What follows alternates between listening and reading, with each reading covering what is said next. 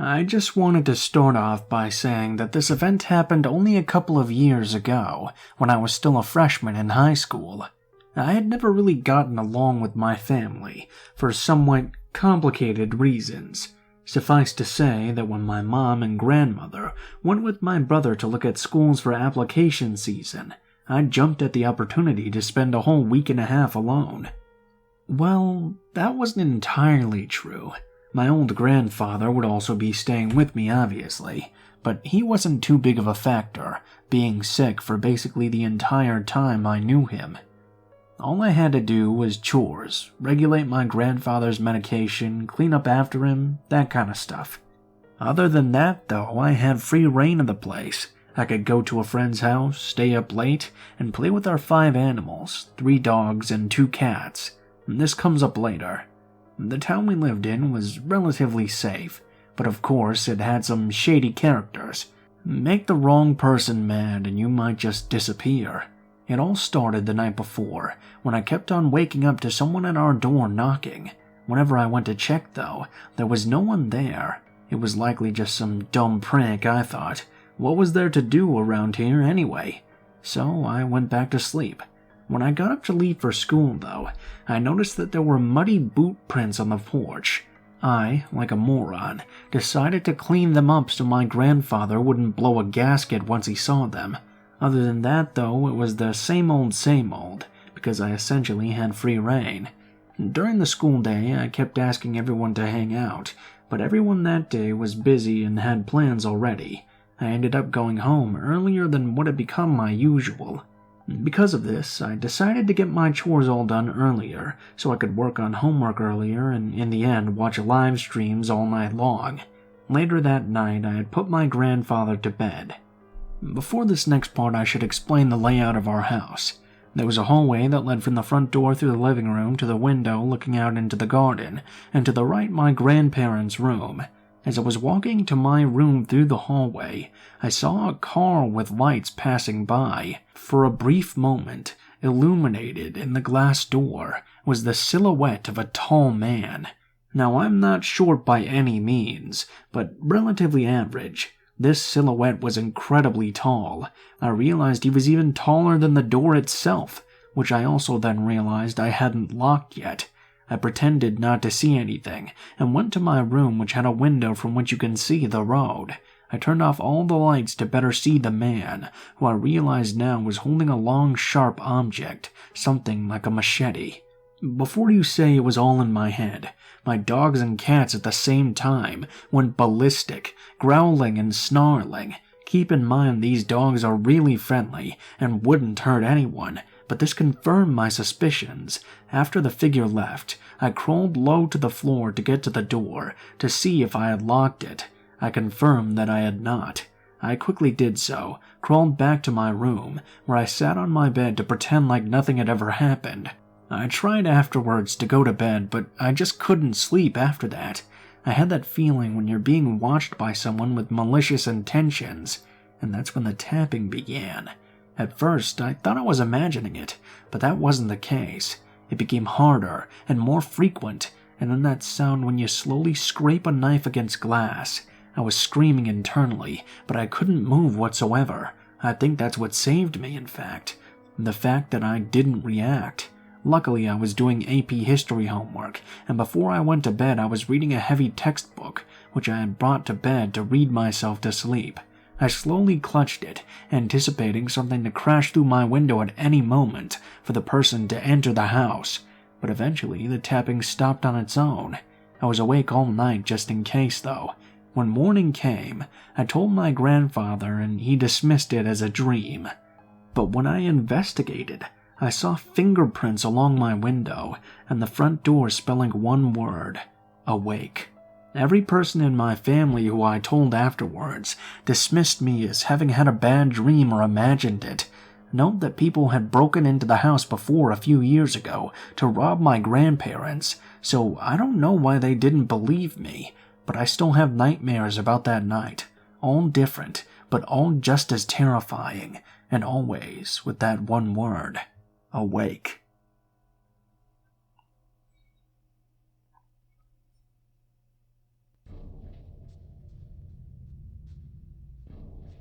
This happened in elementary school, in a small town in the Midwest, so my memory is a bit fuzzy. Growing up, I was very paranoid and scared, being shown The Exorcist, The Thing, Halloween, all as a third grader will kinda do that to you. I should also say, in the house we lived in, I thought it was haunted at the time. Creaking in the middle of the night, I could hear people whispering, dogs barking, and people always alluding to something that happened there. This town was small, only about 900 people, but was really weird. There were lots of kidnappers, perverts, and the police covering up many incidents. I was in 5th grade and had been trying to make friends for a while, so when 2 kids in the neighboring house wanted to be friends all on their own, I was ecstatic. Very quickly, though, I began to realize that something was wrong with them. It started out slow, lying about random, pointless things, but it began to become weirder and weirder. Their parents seemed strangely neglectful, had a disgusting house with trash and toys strewn everywhere, and they seemed to have quite the lack of self-control. When they were mad, they would hit and bite. When they were jealous, they would pretend to have a new, better friend. My friendship with them was kind of on and off. I would get mad because of the things they'd done, and then they would guilt-trip me to remain friends with them. The last straw came this one particular day. Over the 2 years of living in that house, lots of toys had gone missing. I only realized later whenever we would play with them, they would be lost soon after. Of course, I hadn't made the connection yet. It was a Saturday. I was crying because one of my favorite toys had gone missing, a trio of plastic guns, but I still wanted to play with the kids since I had nothing else to do. Well, one of them wanted to play cowboys, so he went to his house to get some toy. When he came out, he was holding my guns. I knew they were mine because of all the scratches and a broken latch on one of them. I, of course, accused him of stealing it. At first he denied it, but then said I'd left them out one day. Side note, I never left my toys outside. I had a system where I would check out certain ones, and when they were back, I would check them back in. I never left them out. I quickly snatched them back, and went to his house to reclaim the ones I'd lost. All the while he was kicking, screaming, and biting me, but I kicked him off and went home after that. Later that night I had this awful nightmare about someone screaming that they were his toys, that I didn't deserve the things I had. The living room of the house was also showing damage when I woke up. The couch was ripped apart, the fridge open and food missing, the TV unplugged. To this day, I believe they were walking around in my house, stealing my toys and causing confusion on purpose, which is terrifying when I realize that sometimes my window would be open in my room without me having opened it the night before.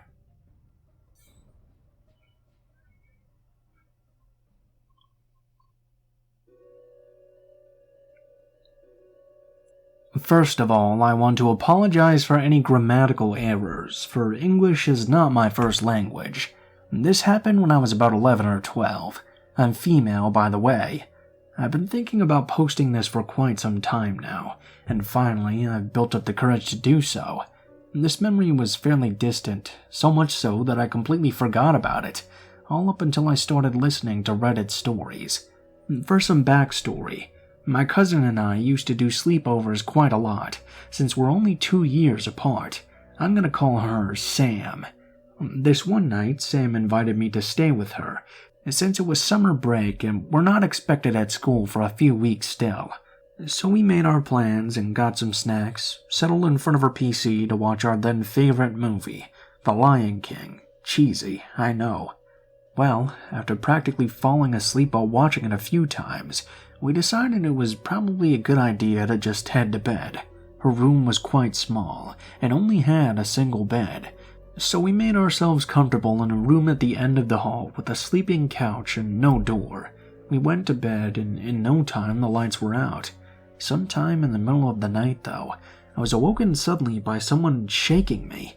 Not purposefully, but enough to wake me slightly. I was still groggy and had not opened my eyes just yet, because I thought I was in the middle of a dream. Why, for Pete's sake, would anyone want to wake me while my cousin was just next to me? It made no sense. I opened my eyes slowly and scanned the room the best I could with the bad lighting. I saw this small figure, crouched down in the corner of the adjacent room. At first, I thought it was just a figment of my imagination, until it moved and spoke. To my horror, it sounded like a monster with a deep and raspy voice. It talked to me. "You want to play?" It had this creepy little giggle. I told it to just go away. No, not a chance. Not tonight. As I drifted in and out of sleep, the thing crawled up to me and whispered, "I just want to play." It crawled right back to its dark little corner. I was shifting between being awake and falling half asleep, completely calm while awake but frantic once I started to doze off, and that's what woke me up completely finally. Still thinking it was just a nightmare, I flew up and saw the black bundle of terror disappear into another room. I couldn't believe what I was seeing, so I woke up Sam. She just said I must have been dreaming, and that I should try and go back to sleep. I laid there in complete and utter terror, big-eyed and heart-pounding. Eventually, though, I just couldn't stay awake, and I drifted back to sleep. The next morning, I had woken up and forgotten all about last night's dread. That is, until I saw my aunt and cousin talking in the kitchen. She motioned for me to come in, and Sam said, "Last night, it was my brother, Quinn. He was on meth. I'm so sorry." I don't know if I should be relieved or more horrified that my own cousin was so damn scary.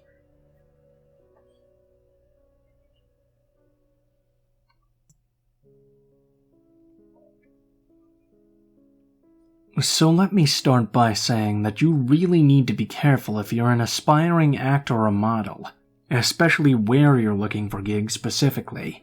I was 18 years old when this happened, and I look back still and think about how stupid I was.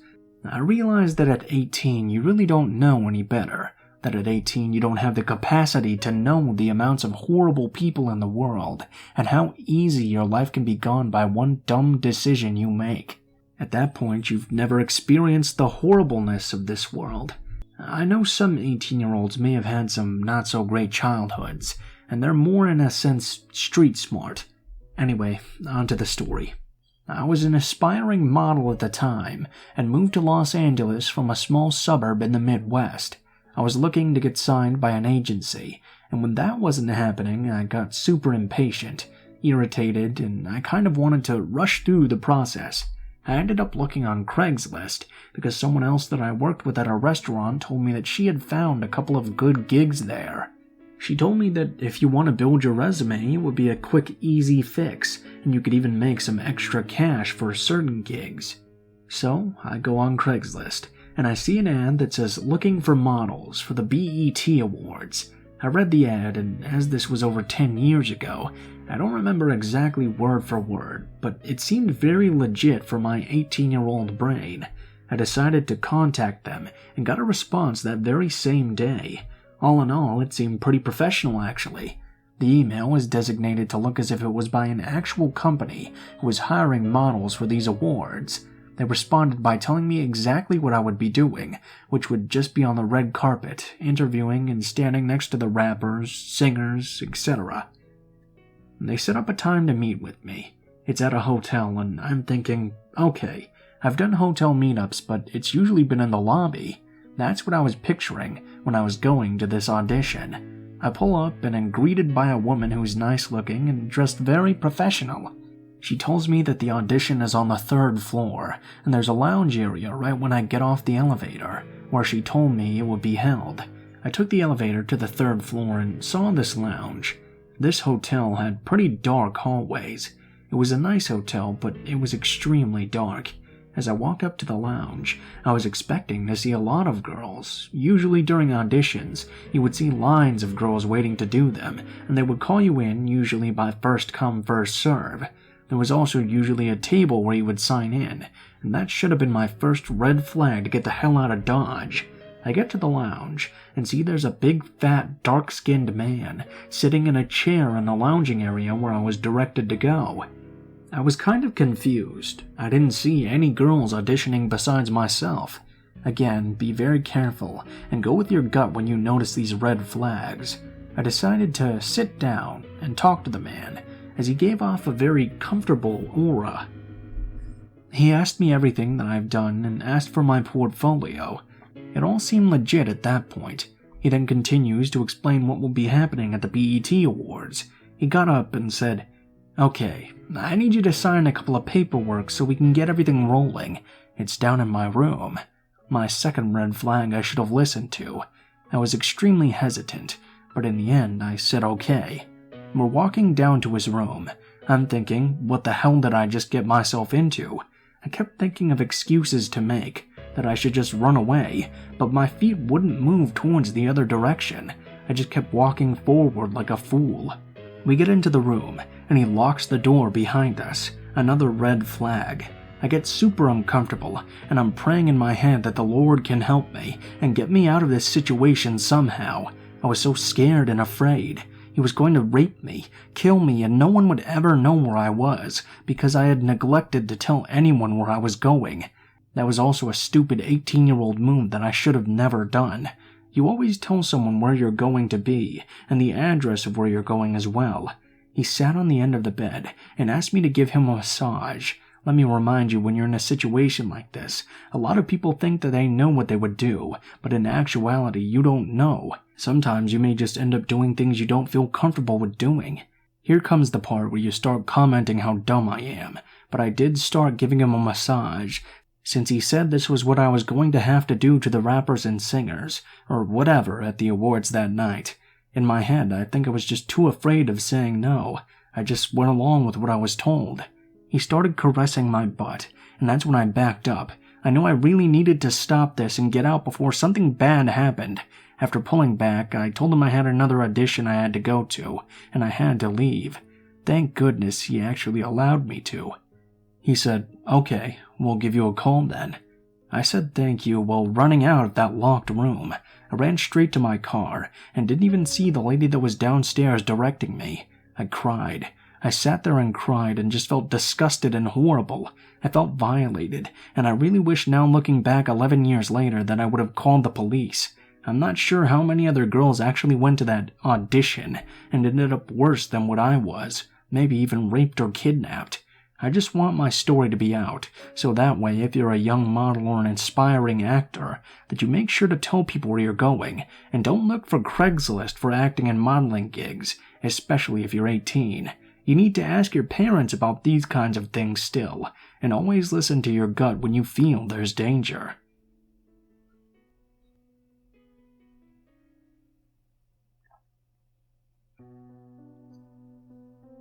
This encounter happened back in the summer of 2011. I, a 7-year-old, and my family went on a road trip to Texas. We had a family friend out there who we hadn't seen in a year, and he invited us out to see him. His name is Mike. Mike lived in a rural area of Texas, and it was quite a culture shock to me, being a city kid, of course. Due to my lack of knowledge of rural areas, I thought it would be just a bunch of nice country folks and horses running around. Well, I wasn't wrong about the people. There being so charming to my family and I. They really made us feel at home, actually.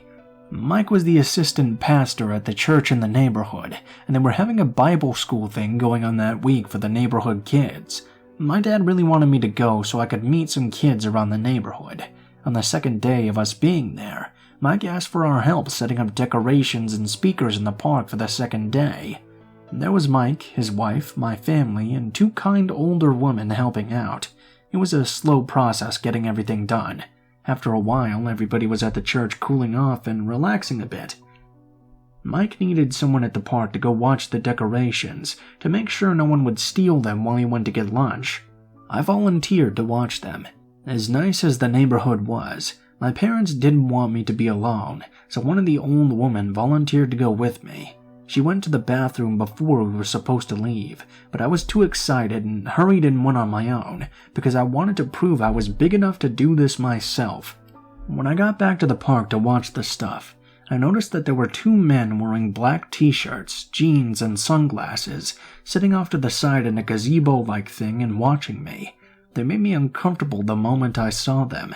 After what seemed to be an intense staring match between us, they called me over. They shouted out that they had cool decorations they could use for our event. I thought it would make Mike and my parents proud of me if I brought them back, so I walked over to where they were. I couldn't see any decorations though, so I asked them where they were. They said they had stored them in their car. I was a naive kid, but I wasn't that dumb.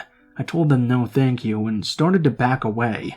The men then started laughing, sort of like in a way when you tell a joke at a funeral but know it's wrong to laugh. They both got up at the same time and started advancing towards me. I can't explain why this happened, but I got so scared that my legs just froze up. While they were advancing, they suddenly stopped and ran to their car to leave. Confused, I looked behind me and saw the old kind lady appearing once again. Her presence was so comforting in that moment. She noticed my eyes watering and asked me what had happened. I lied though, and told her it was because of the intense wind. I was too embarrassed to tell her I was dumb enough to almost have been kidnapped in the park.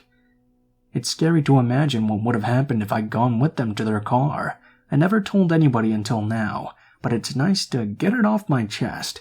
We've been back since then, but I'm older now, and I'm able to defend myself.